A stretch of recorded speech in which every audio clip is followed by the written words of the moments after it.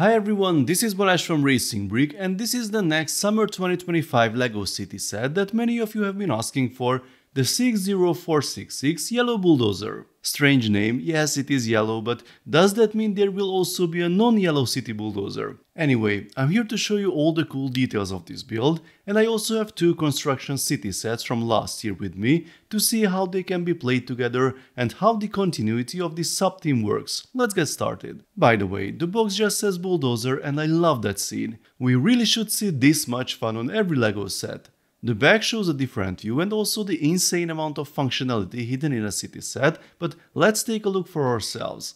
The set has 682 pieces, the price is €60 or $65, and it will be available in the US and Canada on the 1st of August and everywhere else on the 1st of June. There are 6 numbered bags in the box and the manual, but no sticker sheet. Really? Wow! Anyway, here's the parts list if you are interested. Now let's start building. We begin with a nice and detailed minifigure and the road sign. These aren't new, but I loved the old versions so much as a kid, I still own a bunch of them and I'm glad they are still used in city sets. Lots of studied Technic parts and pins, this is the chassis. Based on the next assembly, you would think we were building a Technic set, well, almost. Don't worry, we also have regular bricks, and here's a little flashback from the Speed Champion sets. The printed 1x1s with these stripes are back. We also have a tailpiece and some sideways building, which is one of the shanks of the Reaper. The usual brick-built pistons of the city sets are added. This is how the Reaper moves, end of bag 1. Here's the next figure, no printed legs this time, but he has a utility belt instead. There are more Technic gears added, and here comes an assembly that I think marks a milestone in LEGO City history, a functional 3-piston engine. I don't think there's been anything like this before, but please correct me if I'm wrong. We have the relatively new cam pieces on this cross-axle, and another nice addition at the end, the pulley piece in, well, I think it's flat silver. The ID in the parts list shows this piece as a new color variant. I couldn't find it on Bricklink, so I'm assuming it's new. And yet another new color, the window pane in black. We've seen it in flat silver in the Arctic Train set. So, here is the mechanism. The engine will be driven by the track on the left side. They are connected with gears, the right one rolls freely. Here are the pistons, they are clipped on the cam pieces. It's interesting to see how well they work in a hybrid setup like this.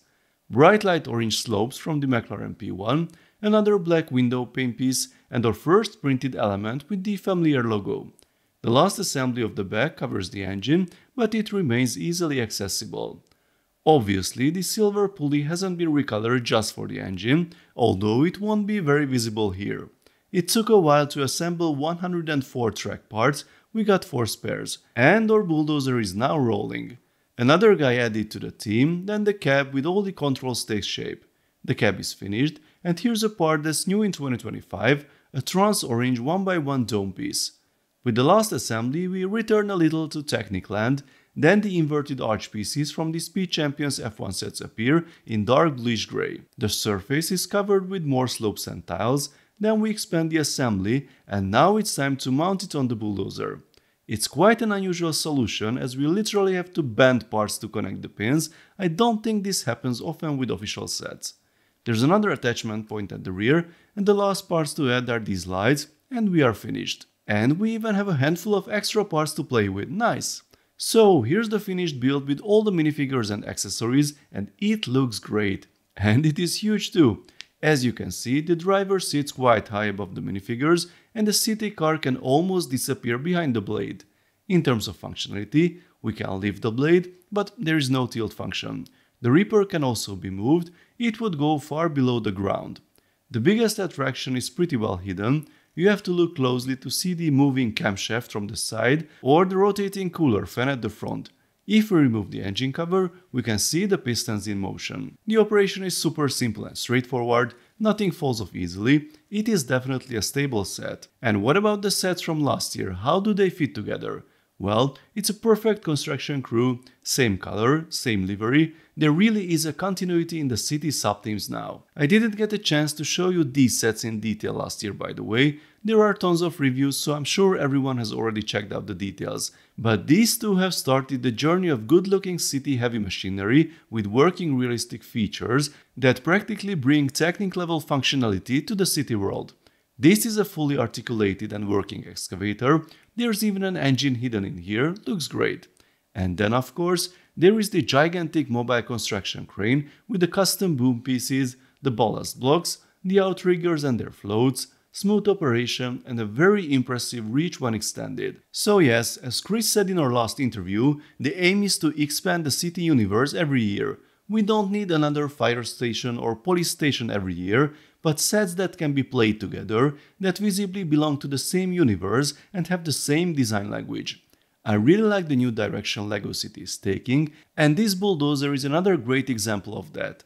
I can't wait to see sets with this new philosophy where playability and working functions are in focus.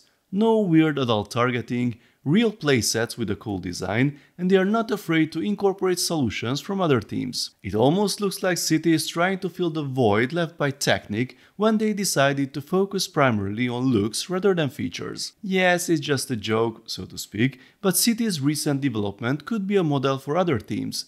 They didn't try to reinvent the wheel, they just decided that kid-focused playsets don't have to be dumb and simple.